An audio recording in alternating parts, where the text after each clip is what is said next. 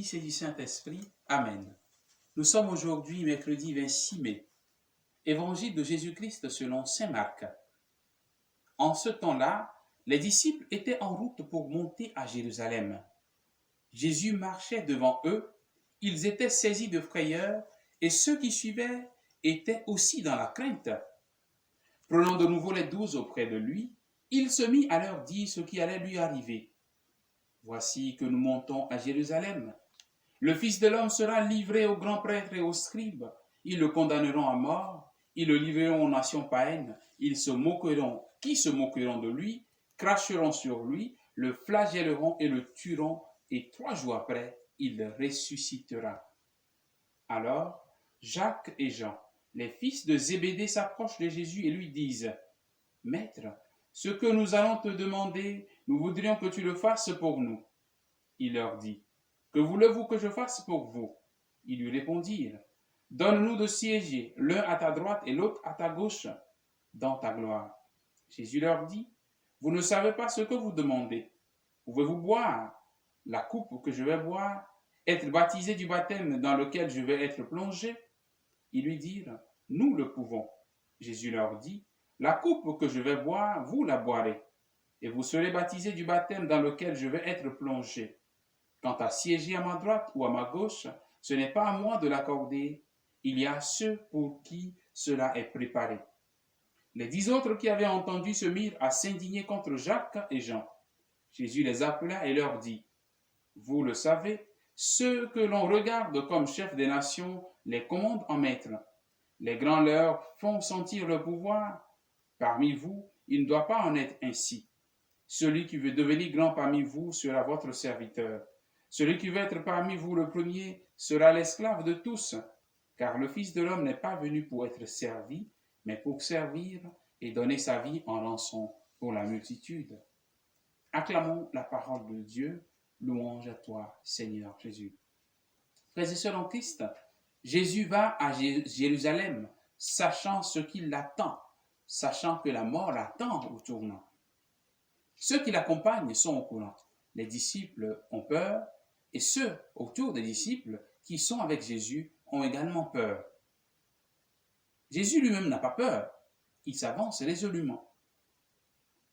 Et c'est pendant que Jésus s'avance vers sa mort certaine que 2 de ses disciples, les frères, les enfants de Zébédée, Jacques et Jean, viennent voir Jésus en lui disant : « Ce que nous voulons te demander là, il faudrait que tu nous l'accordes. Permets-nous, puisque tu as dit que tu vas mourir, mais certainement tu vas ressusciter. Et si tu ressuscites, ce sera dans ta gloire. Alors permets-nous quand même d'avoir une place de choix pendant que tu vas revenir à la vie. » Et les autres apprennent cela. Jésus leur dit d'abord : « Écoutez, ce n'est pas à moi de vous accorder cela. » Et les autres disciples, certainement un peu par jalousie aussi, se fâchent contre les 2 frères. Et Jésus profite donc de l'occasion pour nous donner à nous aussi un enseignement que nous devons garder aujourd'hui. Cet enseignement, c'est celui de l'humilité et de la simplicité. Comment les responsables de ce monde gèrent-ils ceux qui sont sous leur domination ? Ils sont chefs et tout le monde se baisse pour eux. Mais Jésus dit, parmi nous, les chrétiens, parmi nous qui croyons en lui, ceux qui sont responsables ne doivent pas être des maîtres qui écrasent. Ceux qui sont responsables doivent être des serviteurs. Ceux qui sont des responsables doivent servir et non être servis. Peut-être quand nous entendons un tel message, nous pouvons être tentés de penser simplement à nos premiers responsables, à nos dirigeants politiques.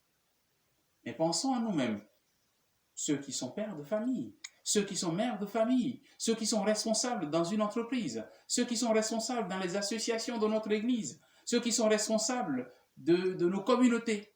Chacun, d'une façon ou d'une autre, est responsable de ses frères.